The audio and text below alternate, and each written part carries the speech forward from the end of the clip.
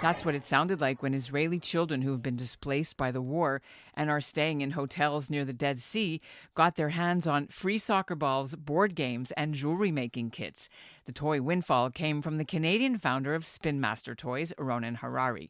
Just some of the 25,000 pieces he's arranged to have distributed in Israel so far over the past 2 weeks, with many more to come. Harary grew up in Canada, where he and a couple of friends co-founded Spin Master in Toronto right out of university nearly 30 years ago. They hit it big with global sensations like Air Hogs and later brought Rubik's Cubes and marketed Bakugan and took over Gund, and now their Paw Patrol franchise has become a household brand. After the attack and Israel's Prime Minister Benjamin Netanyahu's declaration of war and the continuing rocket fire from the Gaza Strip, Ronnen Harary decided to use his toy connections and his personal charitable foundation to join the mass civilian volunteer campaigns underway behind the lines, including to help support the unprecedented call-up of 350,000 reservists, plus the active duty troops who are already in uniform. Harary's company has a history of bringing toys to conflict zones around the world, including Israel several times, and he remembers visiting the kids near the Gaza Strip in 2014, who were hiding in bomb shelters then during the last major war with Hamas. Those kids are the ones actually serving on the front lines, and that's the craziest part. I'm Ellen Besner, and this is what Jewish Canada sounds like for Monday, October 23rd, 2023. Welcome to the CJN Daily, a podcast of the Canadian Jewish News, sponsored by Metropia.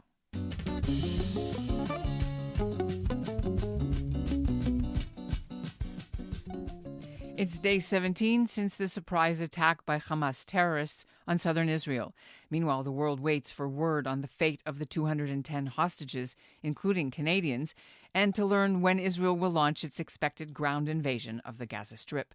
Ronnen Harary is 52, too old for combat, but he's putting his company and his personal foundation wealth to use in another way. Aside from mobilizing shipments of toys to help displaced kids who have, in many cases, lost everything when their homes were burned or destroyed by rockets, he's been crisscrossing the country himself, delivering socks, flipping burgers, and buying hospital beds, together with his foundation's executive director, Franck Azoulay, a Montrealer who has called Israel home for 20 years. Azoulay is a father of 5, and he's been recently called up himself to serve in the reserves, doing logistics for his tank brigade. Ronnen Harary and Franck Azoulay join me now from Israel. Ronnen, were you already in Israel when the attack started, or did you just come? Yeah, so for myself, I was here. I've been spending quite a lot of time in Israel in the past couple of years.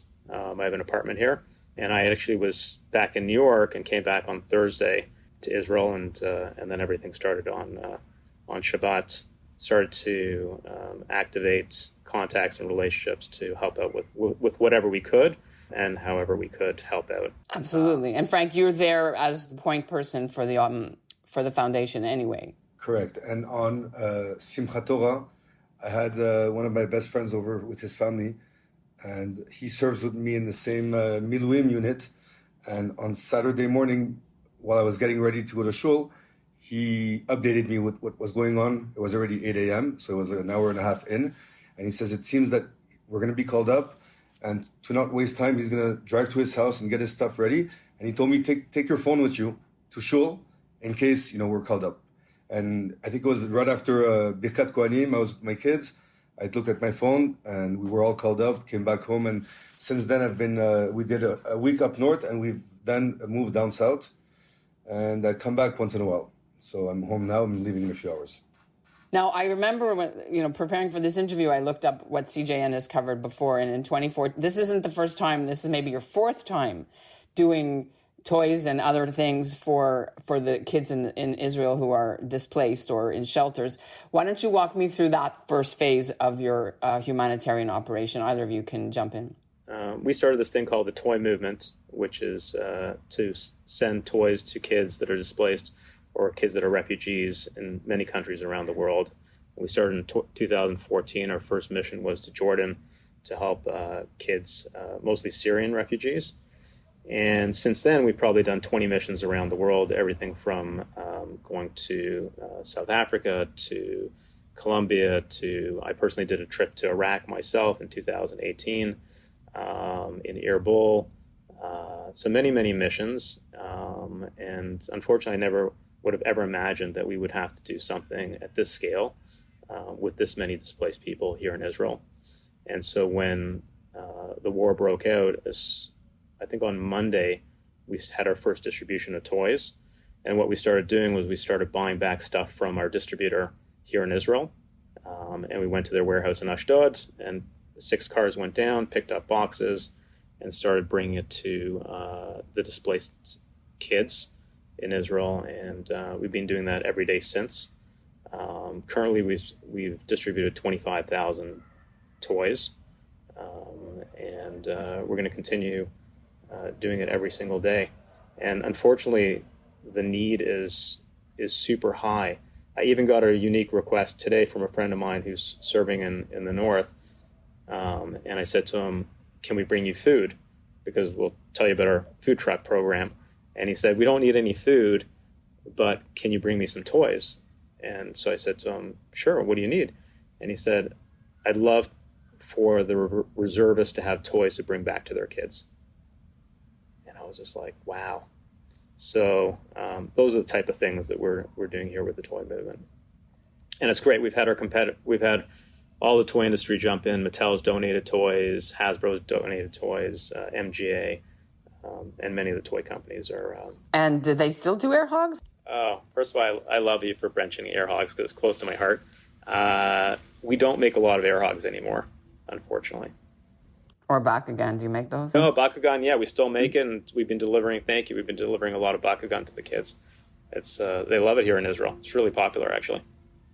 Okay, so you said you have a warehouse. I want to know logistics. How do the toys, they're all in Israel already, and the trucks, how do you get them where they have to go? So our warehouses our distributors are full of products that they bought from us. So things like Paw Patrol or Rubik's Cube or et cetera, et cetera. Logistically, it's everything from volunteers. The most amazing thing that you see now in Israel is people for the last 2 weeks. Everybody's been volunteering. They've been driving their own cars, picking up packages, taking them to destination, no question asked, full trust. It's the most inspiring thing that we've seen. So there's that, and then there's bigger stuff. So for example, on Wednesday last week, I went to Ofakim. We worked with Brothers in Arms, and they brought a huge truck because we took down 1,200 toys.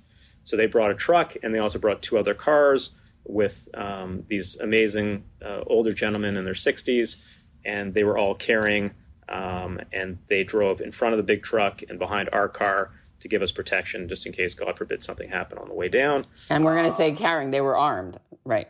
Correct. They were all carrying, they were armed. So I would say to deliver the 25,000 toys, so far probably 15 different organizations have helped us, and 85 civilians have just delivered in their cars. Is there any thought of toys for the other side this time? There is, and I think at the right time when they are settled and there's access and there's ability to bring in humanitarian relief, I think that we will deliver some stuff to them. Kids are kids, and the most important thing is that kids have some form of relief and some sort of distractions from what's going on. And we're thinking about delivering gun plush. So we have these amazing stuffed animals that are they look like polar bears. And so we're in the process of bringing about 25,000 of them into Israel. And at some point in time, we'd like to bring them to the kids in Gaza. And I want to ask you about the other operations. But first, I want to talk to you. I know that you're saying, Frank, you served in the South. What have you seen that you would like to tell our listeners? Can you describe what you're seeing? I would say 2 things. One is the love and support we're getting from everyone, whether from Israel or outside of Israel. And don't underestimate it. It really, really helps. No matter what you do, no matter what people do, we're amazed, and it motivates us. And the second thing I want to say is about the motivation of the soldiers. I've never seen something like this, and we're with thousands of soldiers every day. I personally care. I'm in a 7th Brigade tank unit, but I do the whole logistical side of the operation and caring for the soldiers. So I meet thousands of them every day, and the motivation is at the highest point possible. So those are two little things I'd like to share. Okay, and in terms of the hostages and what have you, I mean, what is the mood in Israel now? Because there's so many hostages, must be people are freaking out. Listen, I think the whole country's in trauma. And I think that everybody's dealing with it in their own way.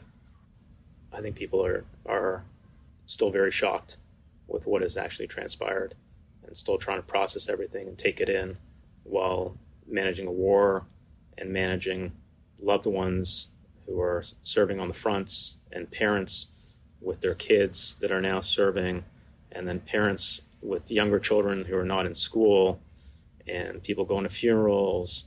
It is, there's no words actually to describe the pressure and the intensity of this situation. If I may add something along those lines, I have 5 kids between the ages of 10 and 17, and so there's no school. They weren't in school for 3 weeks with holidays before, and then the day after they were supposed to start the school, everything happened. So they haven't been in school for 2 weeks now, so it's 5 weeks in total, and it's complicated. Okay, it's I'm down south. My wife has a position; she needs to work 10, 12, 14 hours a day. It's not easy. Fortunately, our kids volunteer and occupy themselves by doing good deeds. Just for example, this Shabbat, we have twins, our 16-year-olds, boy and girl, Yariv and Leah, went to Masada Youth Hostel where this is a place where residents from a southern city were relocated. And so they went to take care of their kids, babysit, do some activities with them. And in our village, about 50% of the men were called up in the army. So many houses, either the father or the mother or both aren't at home, and they have small kids, and there's no school system. And so the teenagers in our village go out and volunteer and take care of them also. There's a bunch of examples like this. I can go on and on. It's just, that's the beautiful part. 2 weeks ago the people were broken in Israel. It was like left and right, and division was big, and then in a few hours everything reconnected. That unity, I think, is it's good positive energy which we need right now. You mentioned you're in touch with the soldiers because you're personally there, but you also mentioned that you were trying to equip bases. How are you allowed to just drive stuff in there and get stuff to them? Tell me how that whole thing works, and what are you bringing to the bases and the soldiers? We went out and we bought basic goods like warm long sleeve shirts for people in the north, underwear, socks, towels, and t-shirts and rain jackets. It's amazing because everybody's connected on WhatsApp here in Israel, and there's all these WhatsApp groups, and everybody knows people that are on bases, and so it's just been very organic. But people needed stuff. I mean, people left people just left from Shul on Saturday. I mean, at the Shul that I was davening at, people were just leaving one after the other, and going to do their duty. So they left without any stuff. I don't know how much you're aware of what's been happening in the diaspora in terms of Toronto or Montreal or out west, where they're having clothing drives and equipment drives and medical drives, and they've been sending cargo planes. Are you guys aware of this from home? Absolutely. Because that's shocking to us that Israel doesn't have all this stuff, but then you think 350,000 people being called up at the same day.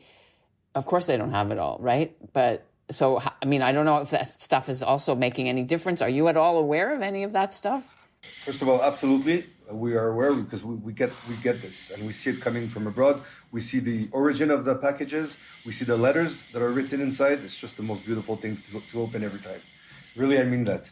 You send me some pictures, Frank, of a food truck, and I don't know how many hamburgers that you were flipping. Tell me about where that was and why you need to feed. I mean, obviously, Napoleon's famous line, an army doesn't march on an empty stomach, or whatever the words are, but you know what I mean. First of all, I just want to go back to your previous point. It's not that the army doesn't have everything for the soldiers right now, okay? And it sounds as if it's very alarming and we don't have, army doesn't have. The truth is, we never had a situation like this where we had over 350,000 soldiers who were called up in less than 12 hours, on top of the active duty soldiers, right? And so it's also a logistical questions to bring equipment from A to B and to match it with where the soldiers are deployed. So the whole thing is complicated. And, every day that passes, whoever is supposed to be getting what they're supposed to be getting is arriving. So it's a question of time also. And yes, there was a lot of panic at the beginning. But in terms of the food truck, what happened is that we have a very good friend of ours. His name is Yossi. They're two brothers, Yossi and Asher Ochana. They have a great restaurant called Hakna Anit, which also has a food truck. And like many of all these small businesses in Israel, for the past 2 weeks, almost all of them, depending on which region, they're completely closed. So they're losing lots of money because they still need to continue paying their rents and loans and whatnot. And so we thought of the idea of doing, two good deeds in one by donating to his food truck in order for him and his family to operate it and have an income, and at the same time using it to feed soldiers for free. And so it's a good combination. It's fun. We did it twice already with two different units. One was a Givati unit down south, and the second one, the pictures I sent you, was Duvdevan unit in Mishor Adumim, and they got over 800 meals that day. And yes, it's delicious. It's different from the regular army food they get every day. It gives them good energy. It shows them that people care. And, on our end, I mean, Ronnen can speak for himself, but on our end, to be able, we feel that we want to do something. And so everybody that has any idea and they connect, they relate to it, they just move forward with it. And it makes an impact. We spoke with hundreds of soldiers that day. They were so appreciative about this. And we have two others planned this week. Ronnen, you were flipping burgers. Did you do this food thing in 2014 and in the other wars, or this is first for you? I'm not that good in the kitchen, but I thought I would give it a shot. And yes, I went there to work a little bit. It was great. I mean, just seeing the soldiers and feeding them. And they did eat a lot of burgers. There was a few people eating double burgers. They're 23-year-old kids. That's what happens, right? You have two more food trucks this week. You got toys coming in. What are you focusing on now? We made a donation to Hadassah and Kerem in Jerusalem, where we bought a couple hundred hospital beds because they're setting up an extra space unit just in case things are needed. But I personally shifted my attention now to an organization called Mate, which is helping represent some of the families of the hostages or the abducted people and trying to keep the awareness high for the hostages. In 2014, you were doing a lot of distribution in these small villages and kibbutzim next to the Gaza border. And I wondered, when you heard about this, what do you remember? Now that you're bringing it, I remember the kids there that they were stuck in the bomb shelters for days on end at that time. I remember they were just happy kids and doing what they do. But the crazy thing is, now that you ask the question, what do I think about now, is like that they're growing up, that they grew up in, unfortunately they're having to do what they're doing, but they're doing it with bravery. And the craziest part is the intergenerational trauma that's created. And you would have wished that those kids, they grew up with trauma because they had to be subjected to the rockets in 2014. And now their families are continuing to be subjected to it. And now they're serving and they're protecting. And so it's so much to grasp. It's actually very sad. But the incredible part is, I think, the work that the soldiers are doing, and the work that Frank is doing, and all the Miloim, and everybody protecting the country and making sure that this is not going to happen again. And it's truly inspirational. And not growing up here in Israel, I don't think I can fully relate 100% to what the Israelis are going through. My parents are Israeli, but I never grew up here.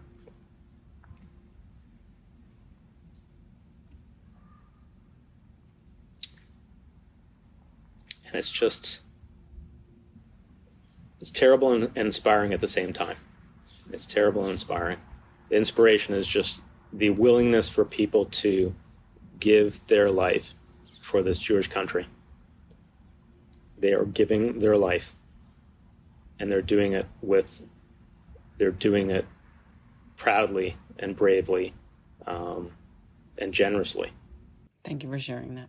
Frank, did you want to jump in before we end? My twins were at the Masada Youth Hostel, I told you, on Shabbat. They were down south, and these kids were being kids and telling them, "Whoa, this is great, vacation, and there's a pool. Can we go play basketball after?" And like, kids are kids. Imagine the trauma they just went through, and then you're able to. I have no words to describe. I was listening to their stories between what their kids were telling my kids. It was surreal. It's not normal that a 9-year-old kid has to go through this. It doesn't make any sense. And now we're talking about 100,000 Israelis that are displaced from their homes. There's not enough hotel rooms in the countries. They're going to start opening tents and sports complexes. What is this? It doesn't make any sense. And it seems, only going to get worse before it gets better. So I don't know where we're going with all this, but we're, like Ronnen is saying, I'm very positive, I'm very proud, and we're 100% in. There's no going back, and we'll prevail in the end. I have no doubt about it. And that's what Jewish Canada sounds like for this episode of the CJN Daily, sponsored by Metropia. Integrity, community, quality, and customer care. To learn more about the Canadian-sponsored food truck that's been visiting army bases and funded mainly by Harary and Montreal's Jewish community and lawyer Lawrence Witt, go to the link in our show notes. There's also a link where you can donate. And we can't show you the video from one of those visits to the bases because this is a podcast, so it's audio. But this is what one of those burger visits sounded like. Thanks for listening to the CJN Daily. My name is Guy Erez, and I'm from 890 Tzachanim, paratroopers, and I'm from Jerusalem. We're here to fight and to kill Hamas. My name is Kai. I'm from Unit 890. I'm from Zichron Yaakov, and we're here to take down the Hamas.